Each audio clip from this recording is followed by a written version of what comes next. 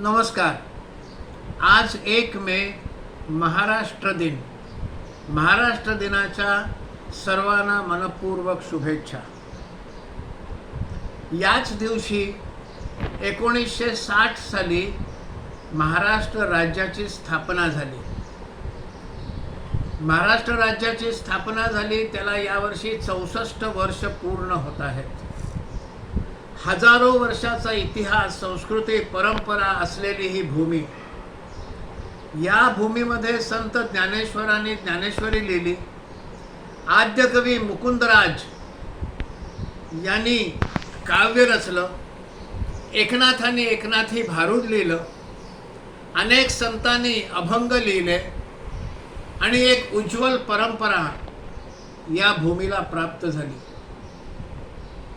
मोगलांचं तख्त फोडणारे शिवाजी महाराज हे याच भूमीमध्ये निपजले आणि त्यांनी शून्यातून एक साम्राज्य उभं केलं, ज्याच्या सीमा अटके पार गेल्या। अटक ते कटक किंवा तंजावर ते पेशावर असं संपूर्ण भारतभर पसरलेलं हे साम्राज्य झालं मराठा साम्राज्य, हिंदवी साम्राज्य। शेवटच्या काळात मुघलांचा बादशाह हा नाममात्र बादशाह होता, पण दिल्लीच्या तख्तावर कब्जा होता या हिंदवी स्वराज्याचा। शिवाजी महाराजांनी हा जो पराक्रम गाजवला त्याचं वर्णन एका हिंदी कवीनं केलंय। अगर शिवाजी न होते तो सुन्नत हम सबकी होती, असं म्हटलेलं आहे। पण दुर्दैवानं आज महाराष्ट्रामध्ये प्रत्येक विषयामध्ये आपण जातीपातीनं अडकतो आहोत। ज्या महाराष्ट्रामध्ये डॉक्टर बाबासाहेब आंबेडकर जन्माला आले, ज्या बाबासाहेब आंबेडकरांनी असं म्हटलं, जातीपातींचा उल्लेख टाळा, अस्पृश्यता नाहीशी करा आणि सगळा समाज मिळून आपण एक होऊन राहूया, जातीपातींचा उल्लेख टाळा म्हणणाऱ्या बाबासाहेबांच्या महाराष्ट्रामध्ये आज कुठलाच विषय जातीचा विचार केल्याशिवाय होत नाही। फेसबुकवरचे, व्हॉट्सॲपवरचे, इंस्टाग्रामवरचे, विविध समाज माध्यमांचे आलेले व्हिडिओज हे जातीचा उल्लेख, हे अनेक व्हिडिओज असे असतात की ज्याच्यामध्ये विनाकारण जातीचा उल्लेख केला जातो। हे आज दुर्दैवानं आपल्या महाराष्ट्रामध्ये चित्र आपल्याला दिसतं।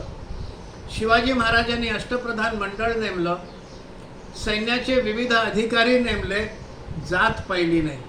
पण आपण शिवाजी महाराजांचं, बाबासाहेब आंबेडकरांचं नाव घेत घेत प्रत्येक ठिकाणी जातीचा उल्लेख आज करतो, हे दुर्दैवी आहे।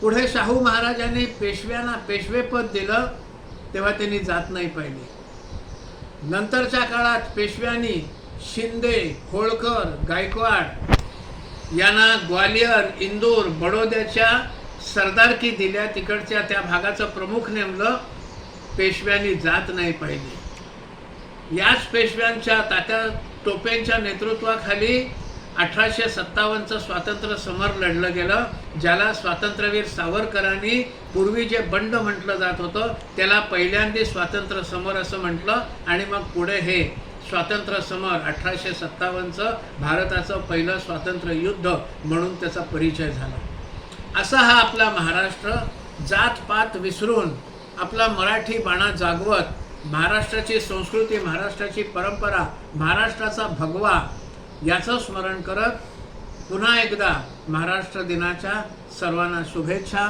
आपल्याला हे विचार पटले असतील तर शेअर करा, लाईक करा आणि चॅनल सबस्क्राईब करा ही विनंती।